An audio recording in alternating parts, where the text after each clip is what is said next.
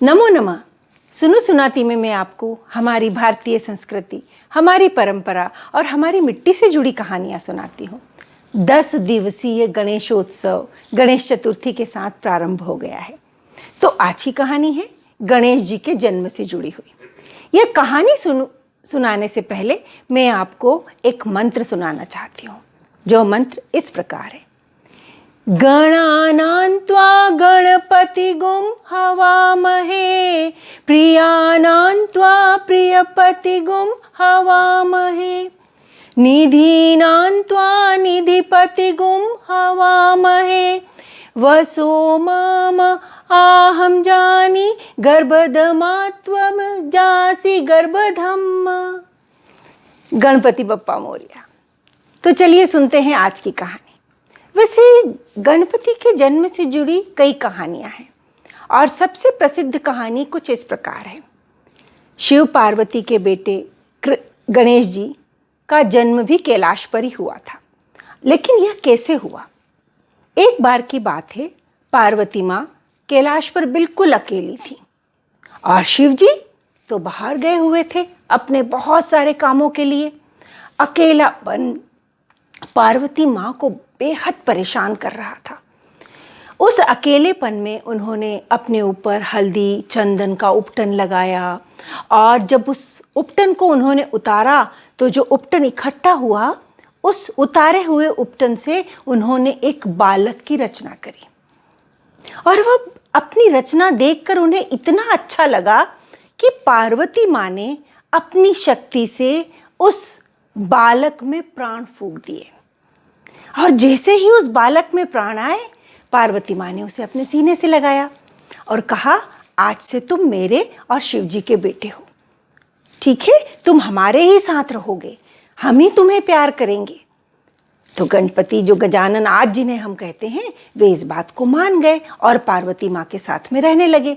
पार्वती माँ का भी मन लग गया उनके साथ में, उस भोले बालक के साथ में रहते हुए।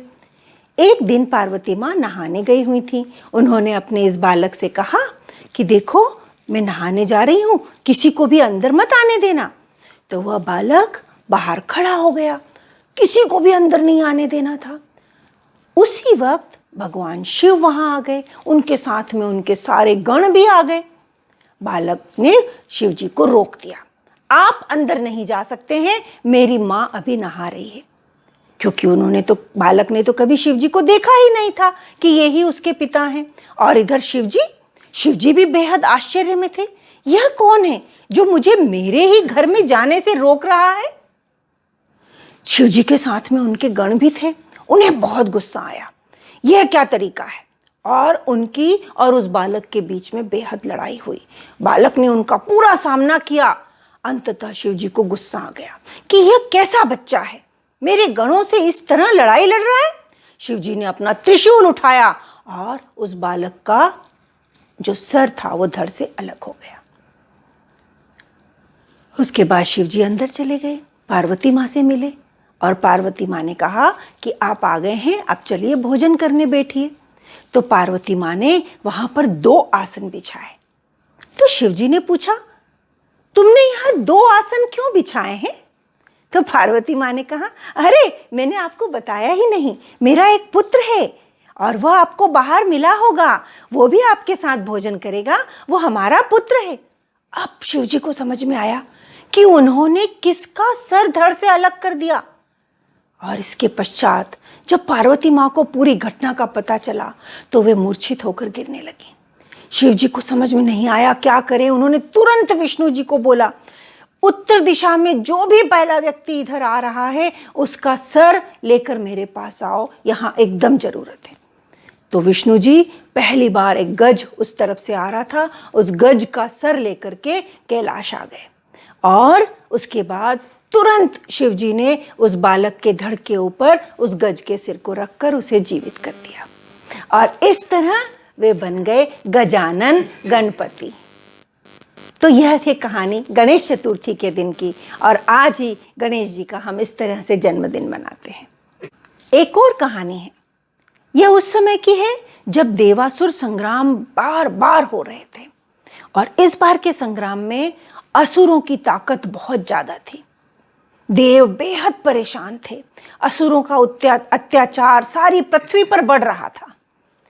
उस समय सारे देव मिलकर कैलाश पर गए और उन्होंने भगवान शिव और पार्वती जी से, माता से प्रार्थना करी कि केवल आपकी ही संतान हमें असुरों के अत्याचार से, दुनिया को असुरों के अत्याचार से मुक्ति दिला सकती है। तो इस तरह विघ्नहर्ता गजानन गणपति का जन्म हुआ था। वे कहलाए विघ्नकर्ता उन लोगों के लिए जो दुष्ट हैं, खराब काम करते हैं, गलत काम करते हैं, लेकिन सच्चे लोगों के लिए वे कहलाए विघ्नहर्ता, क्योंकि वे विघ्नों का हरण करते हैं। एक और कहानी के अनुसार भगवान शिव और पार्वती माँ के यहाँ पुत्र की प्राप्ति हुई थी। सारे देवगण इस अलौकिक बच्चे को आशीर्वाद देने के लिए कैलाश पर गए हुए थे। कैलाश पर सारे देवता आ रहे थे, बच्चे को आशीर्वाद दे रहे थे। उसी में शनि भगवान भी पहुंचते हैं, लेकिन शनि अपनी दृष्टि को पूरे समय नीचे रखते हैं। वे बालक को देखते तक नहीं हैं। तो पार्वती माँ पूछती हैं, क्या आप बच्चे को देखेंगे नहीं, उसे देखकर आशीर्वाद नहीं देंगे? तो शनिदेव ने कहा, मेरी पत्नी ने मुझे श्राप दिया हुआ है, मैं जिसे भी देखूंगा उसका सर धड़ से अलग हो जाएगा, इसलिए मैं बच्चे को देखकर उसका अमंगल नहीं करना चाहता। तो पार्वती माँ ने हंसते हुए कहा, अरे शनिदेव, आप चिंता मत करिए, ऐसा कुछ भी नहीं होगा। और अगर मेरे बालक के कर्मों का फल यही है कि उसका सर धड़ से अलग हो, तो यही सही, आप आइए और बच्चे को आशीर्वाद दीजिए, उसे देखिए।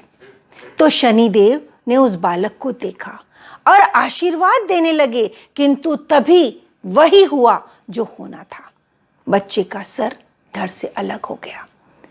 पार्वती माँ ने कह तो दिया था कि जो होना है हो जाएगा, किंतु जब उन्होंने इसे देखा तो उनका विलाप नहीं रुक रहा था, वे बार बार मूर्छित हो रही थी। तभी शिव जी ने भगवान विष्णु से कहा कि उत्तर दिशा की तरफ जो भी पहला व्यक्ति इधर आ रहा है, उसका सर यहाँ लेकर आओ। विष्णु जी पहले हाथी को जो उस तरफ आ रहे थे, उसका सर लेकर के कैलाश आते हैं और इस तरह उस बालक के शरीर पर हाथी के सर को रख दिया जाता है और बालक बन जाता है गजानन, गणपति। इस तरह से गजानन और गणपति का जन्म होता है गणेश चतुर्थी के दिन। भगवान श्री गणेश आप सभी के लिए, हम सब के लिए हमेशा विघ्नहर्ता के रूप में कार्य करते रहें। सुनो सुनाती की ओर से सभी को यही शुभकामना है। आपको यह कहानी कैसी लगी? इसे लाइक कीजिए और मेरे चैनल को सब्सक्राइब कीजिए। धन्यवाद।